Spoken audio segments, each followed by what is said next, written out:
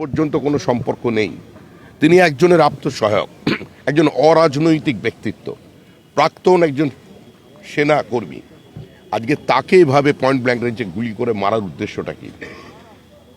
এটা সম্পূর্ণভাবেই একটা পরিকল্পিত প্রতিহিংসাজনিত রাজনৈতিক হত্যাকাণ্ড। এর বেশি কিছু বলতে পারছি না, কারণ তদন্ত চলছে। শপথ গ্রহণ অনুষ্ঠানের আগে ব্যাঘাত ঘটানোর ষড়যন্ত্র, শ্রমিকরা শপথ গ্রহণ অনুষ্ঠানের আগে ব্যাঘাত ঘটানোর ষড়যন্ত্র।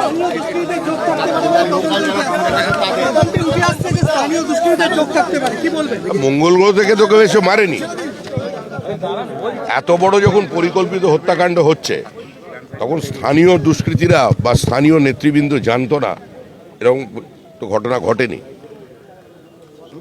অনেক কিছুই আছে, আমি বলতে পারছি না। সেম মোডাস অপারেন্ডি দেখা যাচ্ছে সত্যিকারের রাজু ঝা মার্ডার এই মার্ডারে।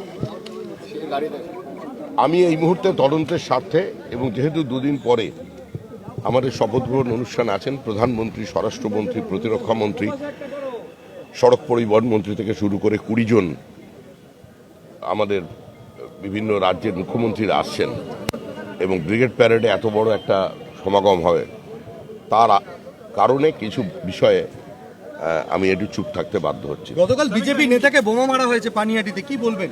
বিজেপি নেতাকে বোমা মারা হয়েছে, সাগর দত্ত হাসপাতালে আশঙ্কাজনক অবস্থায় ভর্তি। এবং বিভিন্ন জায়গায় বোমাবাজির ঘটনা কালকে সোনারপুর। এখনো পর্যন্ত আমাদের নির্বাচনী বিধি লাগু আছে, তারা দেখুন। রাজ্যপালকে অনুরোধ করব তিনি বিষয়টা দেখতে।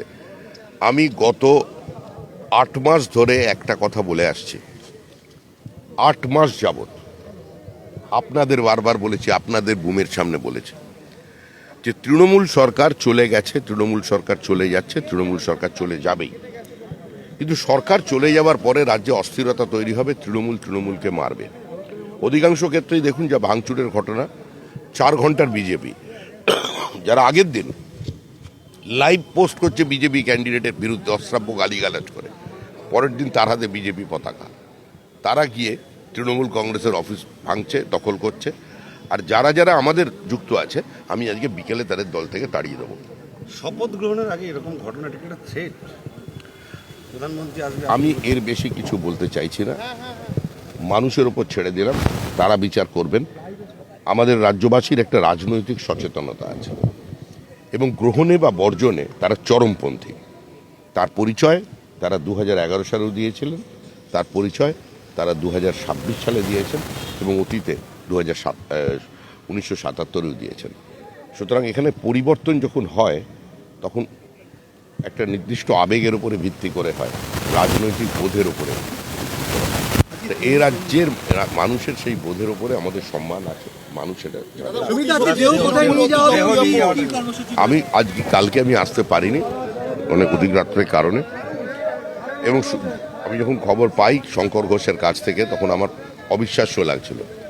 পরে একজন কলকাতার লব্ধ প্রতিষ্ঠ চিকিৎসক, তিনি ঘটনাচক্রে ওইখানে উপস্থিত ছিলেন, তিনি আমাকে ফোন করে জানান যে একজনের 2টো সরাসরি বুলেট ইঞ্জুরি আছে এবং সে মারা গেছে, ওখানে গুলি লাগলে কেউ বাঁচে না।